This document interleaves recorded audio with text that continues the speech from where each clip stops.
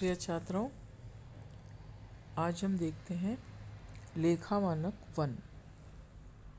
अभी तक हमने ये समझा कि लेखा मानक क्या होते हैं, इसका क्या महत्व है और इसके बनाने की प्रक्रिया क्या है। हमने ये भी देखा था कि अभी तक लेखा मानक 32 बनाए गए हैं, जिसमें से आपको कुछ ही पढ़ने हैं और उसमें सबसे पहला है लेखा मानक 1, जो कि लेखांकन नीतियों का प्रकटीकरण किस प्रकार से किया जाना चाहिए उससे संबंधित है। इसे सर्वप्रथम नवंबर 1979 को लागू किया गया था या निर्गमित किया गया था तथा 1/4/1993 से यह सभी उपक्रमों पर अनिवार्य रूप से लागू कर दिया गया है। और ऐसे उपक्रम जो कंपनी विधान ऐसे सभी उपक्रम जो कि कंपनी विधान से संचालित होते हैं।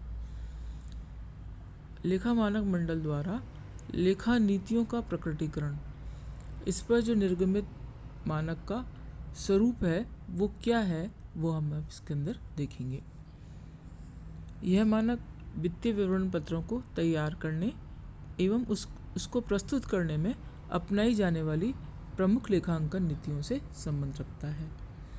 प्रारंभिक वर्षों में तो यह लेखा मानक अनुशंसात्मक होगा। इस अवधि में यह सिफारिश की जाती है कि लेखा मानक का मान्यता प्राप्त स्कंद विनियमों में सूचीबद्ध कंपनियों और बड़े व्यापारिक, औद्योगिक तथा व्यावसायिक उपक्रमों द्वारा उपयोग किया जा सके। अब हम देखते हैं कि प्रस्तावना इसमें क्या शामिल है।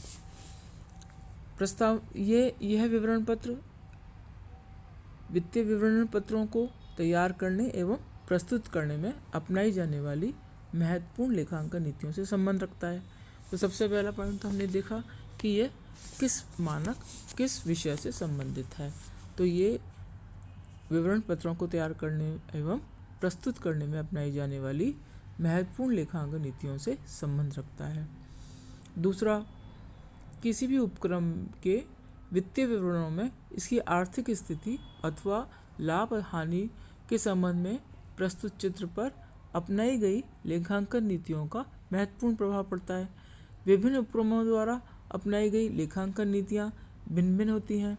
यदि प्रस्तुत चित्र को सही समझना हो तो अपनाई गई नीतियों का प्रकटीकरण आवश्यक है। तीसरा है, कुछ मामलों में लेखांकन नीतियों का प्रकटीकरण कानून द्वारा आवश्यक कर दिया गया है। चौथा है कि भारतीय चार्टर्ड अकाउंटेंट संस्थान ने अपने विवरण पत्र में कुछ लेखांकन नीतियों के प्रकटीकरण की सिफारिश की है। इसके अलावा इन वर्षों में कुछ उपक्रमों ने अपनाई गई लेखांकन नीतियों को अपने वित्तीय विवरणों में प्रकट करने की परंपरा अपना ली है। छठा है, फिर भी सामान्यतः लेखांकन नीतियों को सभी वित्तीय विवरण पत्रों में इस प्रकार प्रकट नहीं किया जाता है। बहुत से उपक्रम प्रमुख लेखांकन नीतियों का विवरण लेखों पर टिप्पणी में भी शामिल करते हैं, लेकिन प्रकटीकरण के स्वभाव और सीमा के संबंध में अलग अलग इकाइयों में बहुत अंतर पाया जाता है। इसके अलावा ऐसे उपक्रमों में जो लेखांकन नीतियों के प्रकटीकरण पर अपने वित्तीय विवरण पत्रों में पृथक सम्मिलित होते हैं, पर महत्वपूर्ण अंतर पाया जाता है। कुछ कंपनियां इस विवरणों को लेखों के अंग के रूप में देती हैं और कुछ पूरक सूचना के रूप में देते हैं।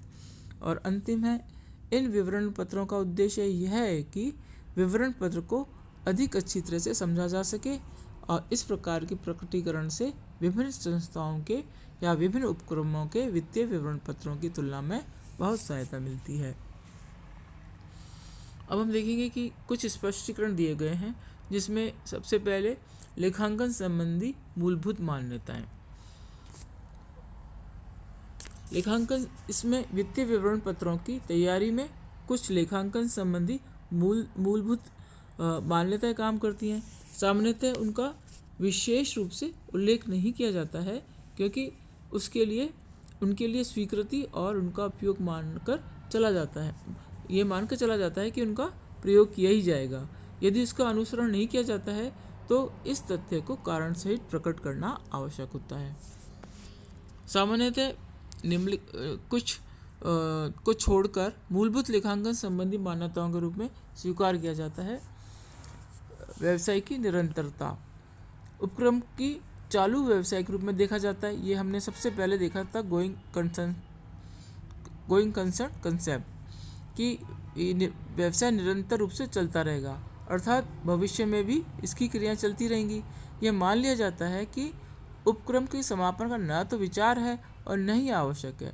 इसके संचालन के क्षेत्र को भी बड़े पैमाने पर काटने की आवश्यकता या विचार नहीं है। तो सबसे पहले तो देखा कि हमने व्यवसाय निरंतर रूप से चलता रहेगा। दूसरा है कंसिस्टेंसी या संगति। यह मान लिया जाता है कि एक अवधि से दूसरी अवधि में लेखा संबंधी नीतियाँ सेम ही रहेंगी, इसमें संगति रहेगी। और तीसरा है उपार्जन। आय और लागत के लिए मान लिया जाता है कि आय को जब भी कमा लिया जाता है अथवा लागत जब भी दी जाती है उन्हें मान्यता दे दी जाती है, और जिस अवधि में उसका संबंध है उस अवधि के वित्तीय विवरणों में उसका लेखा कर दिया जाता है। लागत या आय से मेल बैठाने वाली प्रक्रिया पर जिन बातों का प्रभाव पड़ता है उसका उस विवरण पत्र में वर्णन नहीं किया जा रहा था। इसके अलावा लेखांकन संबंधी नीतियों का स्वभाव।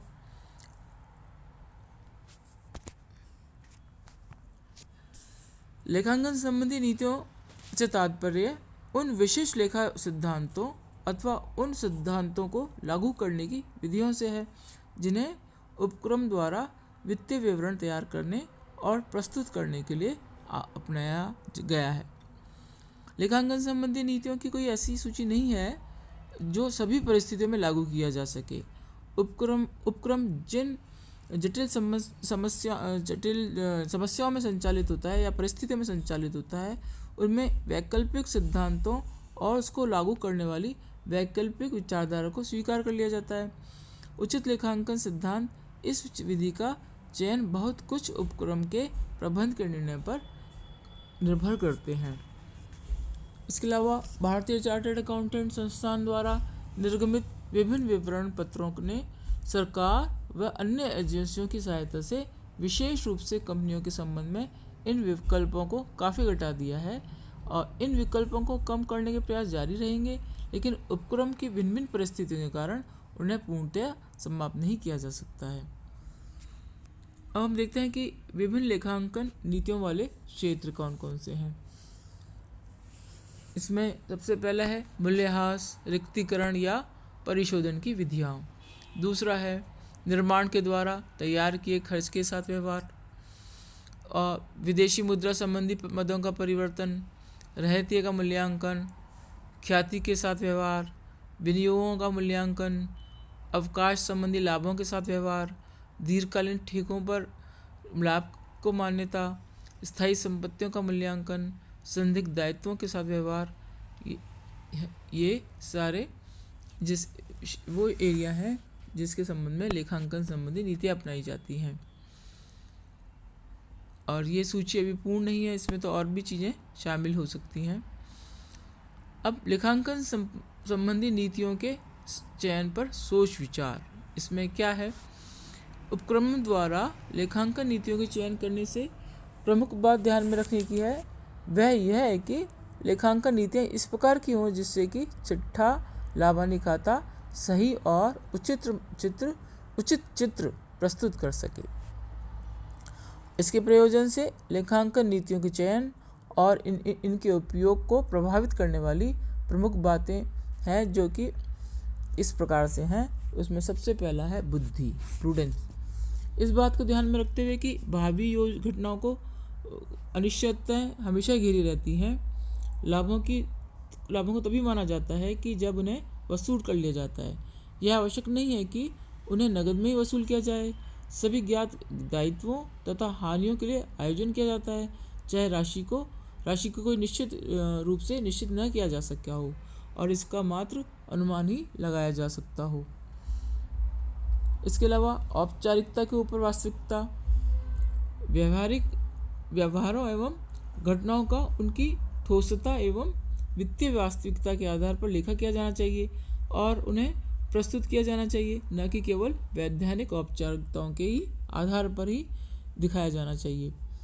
महत्वपूर्णता, वित्तीय विवरण पत्रों को सभी महत्वपूर्ण मदों को प्रकट करना चाहिए, अर्थात उन सब मदों को जिनकी जानकारी वित्तीय विवरण पत्रों के प्रयोक्ता के निर्णय को प्रभावित करती है, वो सभी जानकारी हमें वित्तीय विवरण पत्र में देनी चाहिए। और लास्ट पॉइंट है इसका, लेखांकन नीतियों का प्रकटीकरण। वित्तीय विवरण पत्रों को अच्छी तरह से समझने के लिए आवश्यक है कि उसमें अपनाई गई महत्वपूर्ण लेखा नीतियों का प्रकट किया जाए। दूसरा, ऐसा प्रकटीकरण वित्तीय विवरण पत्रों का एक अंग होना चाहिए। वित्तीय विवरण पत्रों के पाठक के लिए यह अधिक सहायक होगा कि सभी लेखा नीतियों को एक स्थान पर प्रकट किया जाए, बजाय इसके कि उन्हें अलग अलग जगह पर प्रकट किया जाए।